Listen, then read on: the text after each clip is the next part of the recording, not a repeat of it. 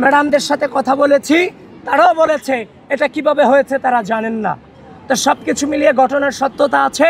আপনারা proper investigation আপনারা আপনাদের জায়গা থেকে করবেন। আপনারা সাংবাদিকবৃন্দ, আপনাদেরকে আমি আহ্বান করছি, আপনারা গঠনতন্ত্র পড়ুন। গঠনতন্ত্রতে বলে দেওয়া আছে পুলিং এজেন্ট এবং প্রার্থীরা ভোট কেন্দ্রে প্রবেশ করতে পারবে। এটা স্পষ্টভাবে লেখা আছে যে আপনার গঠনতন্ত্রে।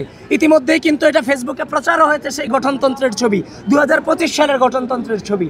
অনিয়মের অনেক অভিযোগ আমরা করতে পারতাম সকাল থেকে, যেমন আমাদেরকে প্রপারলি পরিচয় কার্ড আমাদেরকে দেওয়া হয়নি। হল বুথগুলোতে দু একটা বুথে আমি প্রবেশ করতে পেরেছি, বাদবাকি সবগুলোতে আমাদেরকে এতিমের মতো কেন্দ্রের সামনে দাঁড় করায় রাখা হয়েছে। ওয়ালটন এখন দেশের সীমানা পেরিয়ে পৌঁছে গিয়েছে 50টিরও বেশি দেশে। ওয়ালটন, ঘরে ঘরে, বিশ্বজুড়ে।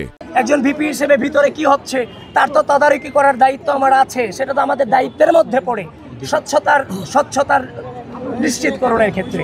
তো সুতরাং যারা আমার বিরুদ্ধে এই ধরনের অভিযোগ করেছে এবং যারাই যে গঠনতন্ত্র না পড়ে এই সংবাদটা যারা ঢালাওভাবে প্রচার করেছেন, আমি আপনাদের আহ্বান করব এই জুলুমগুলা করা উচিত নয়। কারণ যখন আপনি এগুলো করে ফেলেন, এগুলোর ক্লারিফিকেশন দেওয়ার পর আগেই চরিত্র হনন করে ফেলা হয়। সুতরাং এখনো পর্যন্ত সজ্ঞানে এই নির্বাচনকে সর্বোচ্চ সহযোগিতা করে যাচ্ছি। কোনো প্রকার বাধা তো দূরের কথা, বিন্দু পরিমাণ যে আপনার আচরণবিধি লঙ্ঘনের চেষ্টাটুকু আমরা করছি না। পর্যন্ত 21 লহর দিকে যায়নি এবং সে খবরটা আমার কাছে আসেনি। ইতিমধ্যেই রোকেয়া হল সম্পর্কে যেটা দেখেছি সেটা সম্পর্কে মন্তব্য করছি।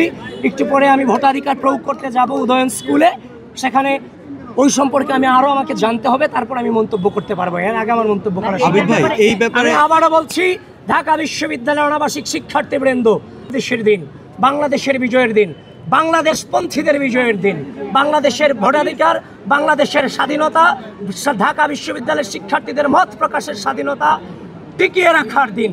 আপনারা কোনোভাবেই অলসতা দেখিয়ে বাসায় বসে থাকবেন না। আসেন, ভোট কেন্দ্রে ভোট প্রয়োগ করুন।